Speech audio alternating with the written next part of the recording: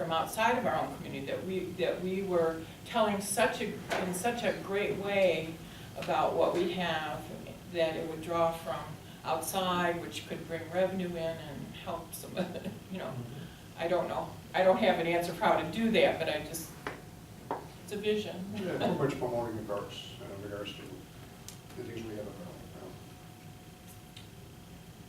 Well, you do that by creating destination. We talked about that today as well. You know, Right. Creating those unique attributes, and maybe it's not in 6 of them. Maybe it's really just 1 or 2 of them. But you know, you create a different experience, and that will draw people from outside, because people are always looking for something different, something creative, something cool. You know, because they can go to their neighborhood tot lot and play on the landscape structures and get in the swing. You know, I burn off some steam. lived in Shanahan when they built their golf course. And everybody was coming from, you know, not just our area, but out of state for this course. And it was just such a big draw. And I don't really know how they did it. They just built a really good course, I guess.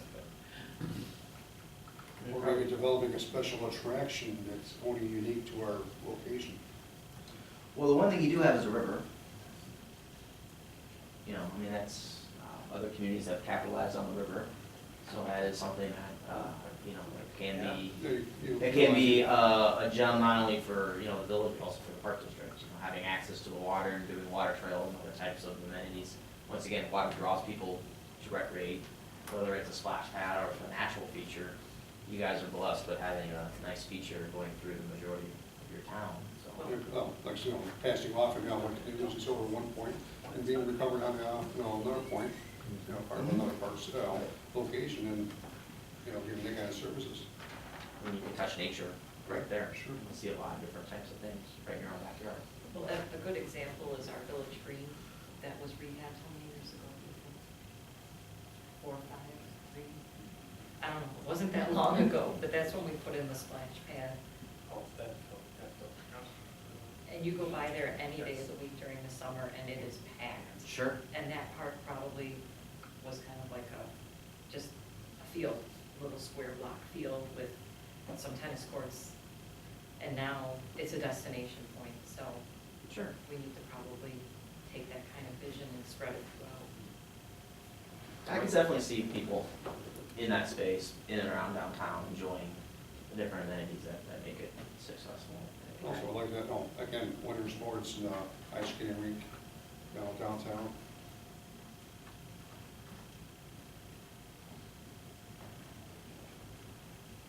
That's going to enjoy the bar and there's Christmas cake. Yeah. Okay. I like what you had said with respect to the creating your own destination or create the destination. I think that that's something that we need to better understand. You know, what are those destinations that the residents want?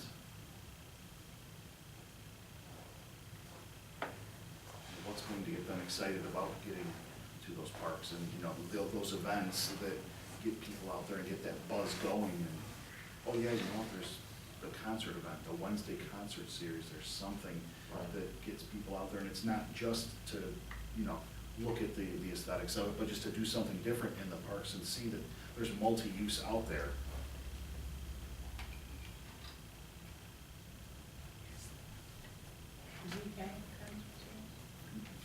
No, the village does through their Settlers Park by Village Hall, and movies and concerts.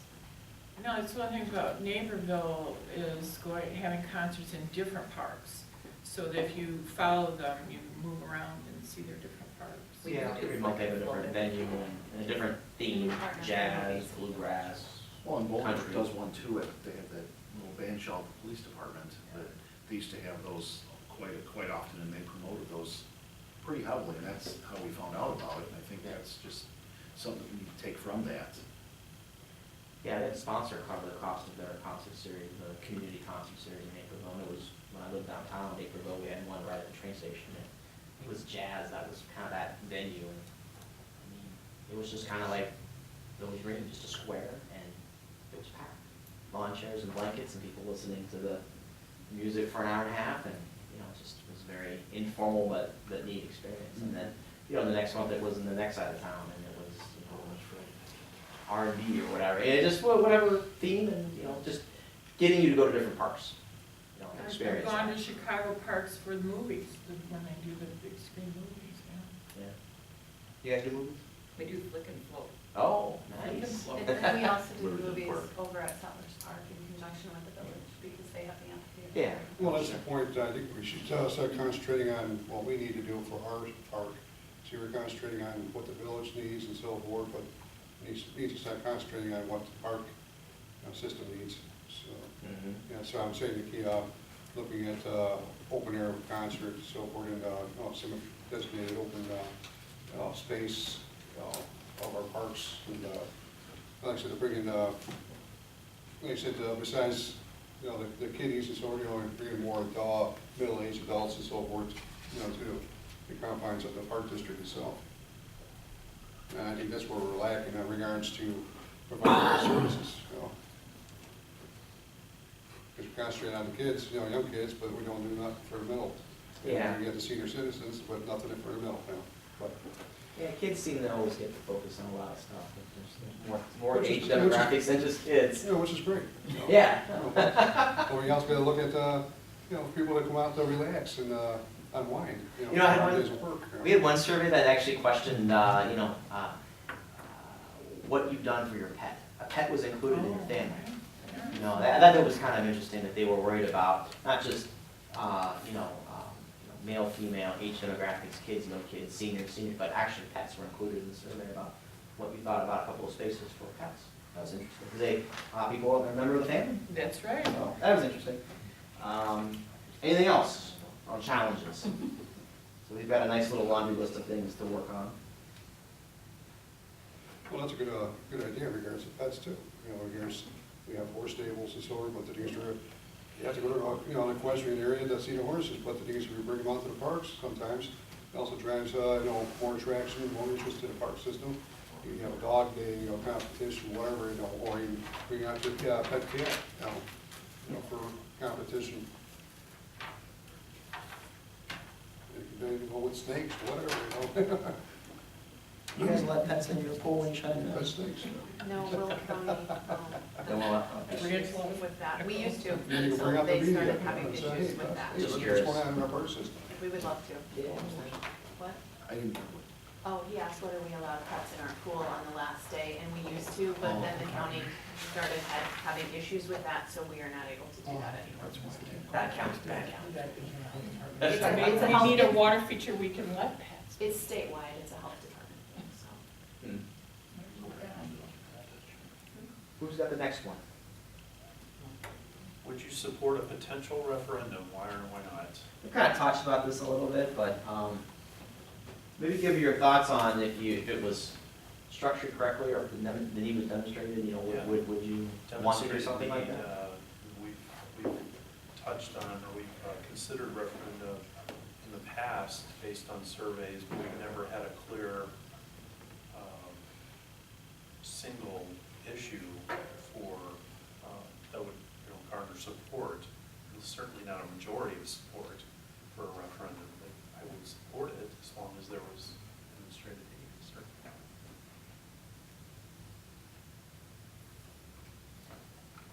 And, I mean, the only reason most people go to referendum is because you don't have the financing to do what people want. I mean, it's just it's a money issue. You know, if you had $50 million in the bank and someone came and said, let's do a community center from the survey, and from all the interests and research we've gathered, I mean, that would be something you would probably want to move forward with, but unfortunately not all people have $50 million in the bank. So, that's one of the things that, once we understand the needs and what that means, then you have to make an educated decision if that's something you want to move forward with, to gather the money to do that facility or park or whatever it would be. So. How about the other board members? Same kind of thought process? Yes, I just don't think the timing is right in our community. I wouldn't say, I mean, I think I agree with you totally, Mary Kay. You gotta make that decision. And some of our clients have went to referendum, and then all of a sudden they had somebody else sneak something on the ballot as well. And you don't want competing things on the ballot, particularly if it's a school or another issue, because as much as we love Park and Rec, there is kind of a pecking order in most people's mind. But what's the most important thing. And parks is a little bit lower than schools in particular, so fortunately, that's the world we live in. I really believe taxes have value for us in the community that we live in, that by pooling our resources, we can do things that we can't do by ourselves, and so that's important to me. Sure.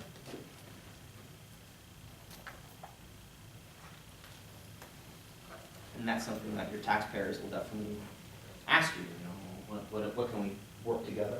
Well, I'm a taxpayer here too, Yeah. you know. Yeah. And I think that's what's critical about the 3 to 5 year plan, just to show what that vision is and how, you know, here's the challenges that we foresee having, and in order to get there, you know, here's kind of the process that we would need to follow in order to get there. And yeah, there are some shortfalls, and that's where, you know, making the community aware of and making sure that any questions or concerns are answered, or as much as you can at the time with what, you know, the factors that you know about. Right. I think most folks just want to make the best decision possible on as much information and processing it, making it as clear as it can be. Well, and understanding too, that the first question that most people are gonna, okay, I hear what you're saying, but what is this, what's in this for me, you know, if it goes up X dollars, what is my value going to be, and just making sure that you have good, clear, concise answers for that. Mhm.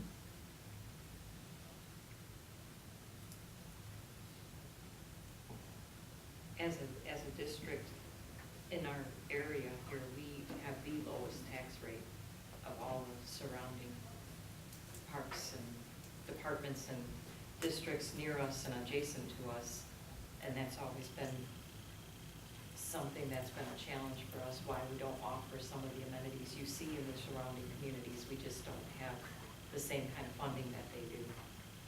We just did a poll for Glen Ellen's aquatic referendum that failed in November. We didn't do the initial research, but we did the post-referendum poll and follow-up research, and they also have one of the lowest tax rates in DuPage County. And over half of the voters that voted were not aware of that. So, would it make a big difference in the findings? Probably not, but it was an education process that they needed. You know, you just assume that people know we're the lowest taxing body, not necessarily the case. So, you know, those are good messages to let people know that we do a lot with a little, and, you know, if you give us a little bit more, we can do even more. So, absolutely. So, presentation of sales.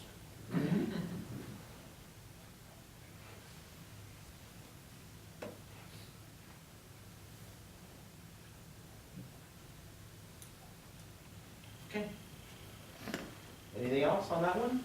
It's pretty much a little bit of a black and white issue. Either yes or no, and then what are some of the things that you need to explore to make a good decision. So, number 4.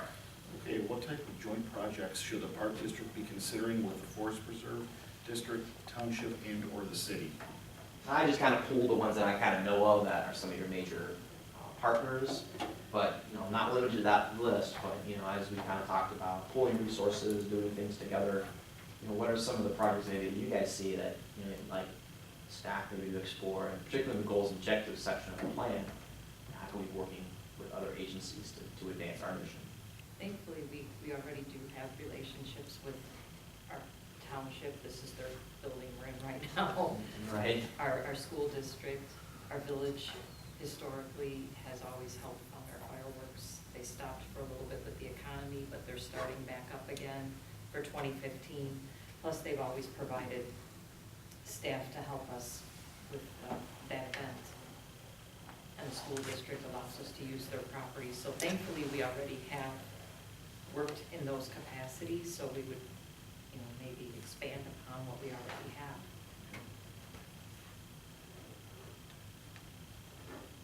Is there anything that comes to mind that you think in the future that you'd like to explore with them? I mean, I understand half this building isn't developed. Yes, we certainly would like to. So, I mean, that's an opportunity that, you know, the pillows skin in the game and develop something, you know, together again and get more access to the building if that's Like a weight in the room cards. I'd like a weight room for seniors here.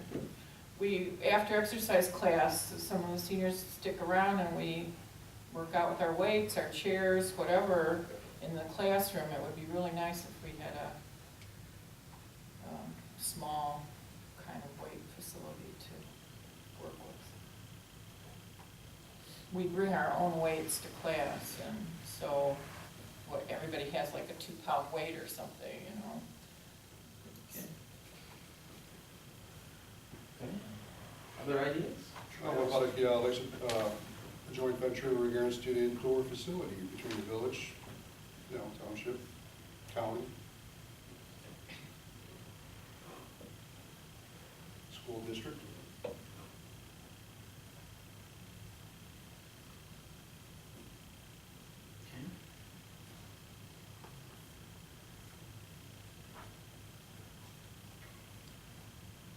Okay. Trails, trails, and trails. Trails. Connecting trails. Expanding trails. I don't know if it's possible to ever do an equestrian trail in our district that would, we discussed this at our last board meeting, the trail that's potentially available causes you to cross pavement, which isn't the best scenario for the horse or the rider. But I don't know if we can ever create a trail for the horses that doesn't do that because of landlocked situations. But walking trails for people are nice too.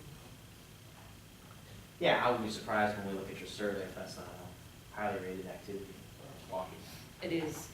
It's kind of universal. Yeah. Our district has a lot of people that enjoy our trails. That's good. We were talking a little bit about, before the meeting, about, which also came up last week, about composting.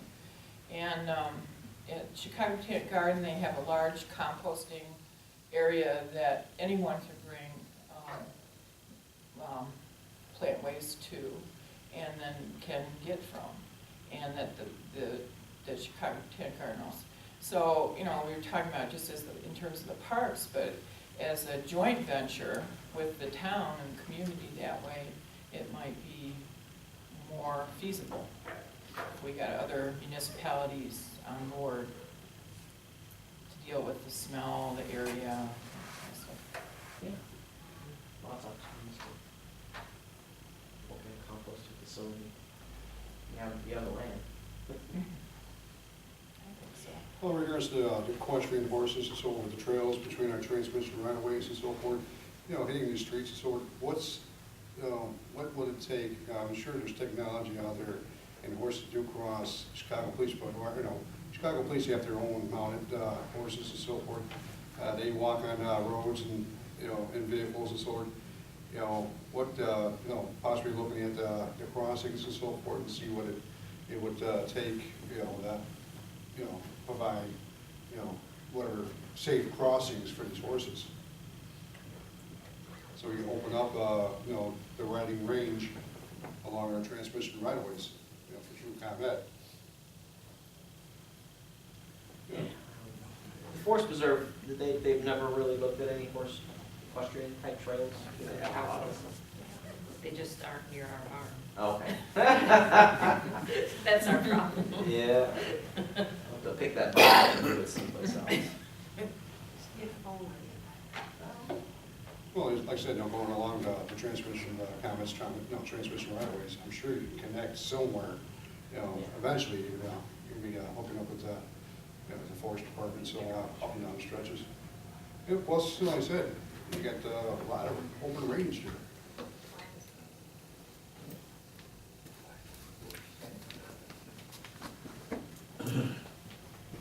Yeah, this is just identifying the synergies that, what does the village have? What does the township have in their 3 to 5 year plan, and what items are close enough to what we're looking at that we might be able to work together and, do even better combining resources. Is that one of the things that Delphi is exploring?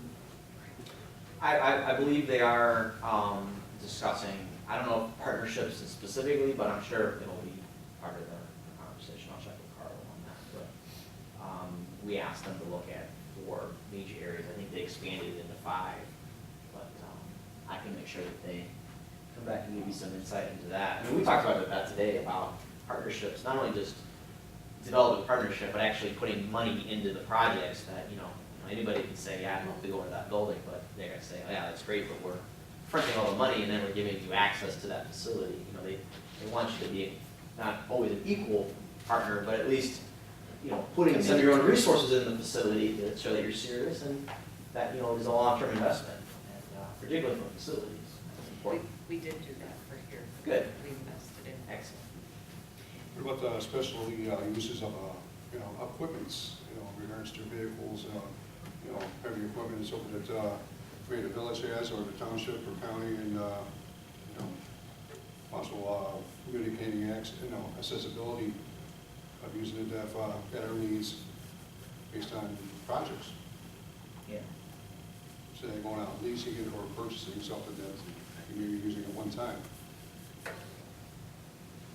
Now, we've had a couple of our clients look at, you know, like joint maintenance garages, and they share specific pieces of equipment, like district has a backhoe, public works department needs to borrow it, or, you know, you have a sprayer, you know, and they wanna go and do one of their parks or the medians or whatever. Yeah, there's lots of ways that you can kind of share some of those resources. Be good stewards working together. No, good co-op, you know. Exactly. Why should they buy it or rent it if you have it and you're not, it's not something you use on a regular basis, but it's nice that you have it, to share some of that. Okay. I think there's one more. And if you don't have that, I'll tell you what it is. It's what has to be done to meet the recreational needs of the community in the next 5 years. So we're talking about recreational needs. So what are some of your thoughts on meeting recreational needs in the community? Everything. Everything. I'll put that down. That's Short and sweet. everything. We need a lot of money. We got I like that. Well, I was thinking based on our community surveys that are going out, and the Delphi committee and everything like that, seeing what recreational needs are currently being asked for that aren't being met, and developing from there any unique offerings that the community seems to be interested in that we currently don't offer. That'd be a good place to start.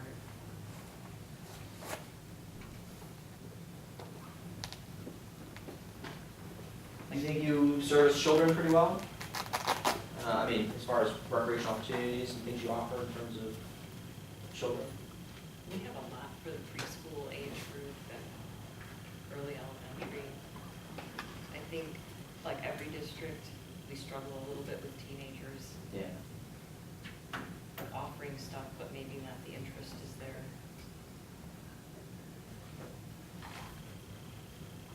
We had a lot of discussion about active adults today. Yes, that's where I would come into the discussion. I, like, the seniors here we meet great need of retired seniors who are women.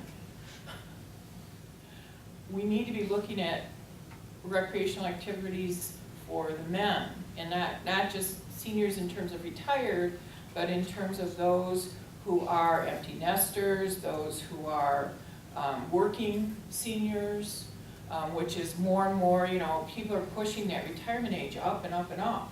My husband now won't be retired until he's 72, you know, and so how people see themselves is different, but there's this demographic we're not reaching with couples who are older. Activities that you can do together, because once your kids are gone, you're an empty nester, it's like you wanna reconnect with your husband for your own purposes and not just going to the kids' volleyball games and football games and all of that. So you're trying to find this new place in your life, this new socialization, and I think the Park District is some place where that would be a really good place to connect with other people. Yeah, you've been doing activities that don't focus on you for so long, and then once all that's gone, then you kind of have to reinvent yourself. What's I like to do? What do I want to do now? You know, can I do it here versus having to travel extensively to go do those things? Absolutely. Any other ideas? Recreation? The survey will help to define some needs for sure. And those are things that we heard today. Well, like I said, back to the middle age, bracket, regards to, in general, I think we're missing out on that major gap. We got the young ones, and then we have the, like I said, the seniors. We're not fulfilling our obligation in between there, in its fullest. You know what's best about that age group? They have money. They have money to spend. They typically have more disposable income. So. But then again, like I said, that's a big gap to our park district in regards to having it being recognized and being aware that we have something we provided to them. Yeah, and those activities aren't really always structured activities like we think of classes. There might be just unique events or short duration classes that don't require a lot of commitment, but people will be willing to pay for that experience. Well, like I said, back in the indoor facility, like indoor swimming pool, exercise, whatever, we set up hours and sort of to try to meet their needs. Because a lot of people can't be there during the daytime, so it could be even in the evening or early mornings, for a swimming workout or, like I said, weight room and so forth. Before you go to work or after, coming back home from work, release stress. I think that's where we should be concentrating on providing some kind of service like that. Okay. Even indoor basketball, something can, shoot hoops and run back and forth, and indoor track, Back from big. Well, like I said, back to swimming is best place to, complete your, total physical workout. Sure. This makes me think about like competing, with the LA Fitness and the Y and those facilities which do, meet those kinds of demographics. I don't know how this fits into the question so much, but it's one of the concerns is how do we make ourselves as valuable as that demographic sees those kinds of places. I know when I was looking for a place to exercise this last year, and it didn't even occur to me till somebody said, well, doesn't the park district have something to meet your need? Until somebody said that to me, I didn't consider it, and I called all these places and nobody did. So that competition factor and where we fit in as a park district to those other things that are available is something on my mind, I guess, in terms of all this. Well, you have a couple of unique advantages other than a private, sector provider. One is you're tuned into the community. They're patrons, your community. So a lot of people focus on the buildings as a community building. It's not just a rec center. It's usually more of a community type atmosphere that focuses on a lot of elements that build a community. So that's one thing that you can focus on and brand it. And then, the other thing is you need to develop something that is going to be different than the status quo, which is, your fitness-based model, which is, fitness room, and then your activities, and then some gymnasium space, and, the typical model that you'd see in Romeoville, or down in Juliet, or in Naperville, we're building a new community center. So, add some unique things into that building. Staples for sure, but, what are two more elements in that building that make it unique, that provide a different experience to build community? Those are the things that make the building a different experience. So interacting space rather than just come and do your activity and leave. Right. Well, first off, just having one. Yeah. It would be an excellent start. Yeah, we gotta have a building first, right? Correct. But that's really the focus. That's the difference between a governmental building and a private sector building. A private sector building is about a patron offering a service. Very specific. Usually we're in to make money. We want to have that experience, capture the money, and move them out the door. Whereas most government agencies want to create more of an environment and build a community. Every single client we work on that is on a community building is, we hear the same thing. We want it to be the hub of the community. We want it to be an active building. We want to see an active parking lot. We want to see people in the building at 6 a.m. and we want to see them in the parking lot at 8 p.m. That's really what people get excited about, is creating that destination experience for the community. Anything else? We'll take a short little break. I'm gonna pass these out. These are the questionnaires And then I'll have wrap up with doing a little exercise about the future. So I'll give you a few minutes to read these questions. A lot of yes or no's, so pretty simple. You don't have to put your name on them. And then I'll collect them up with you.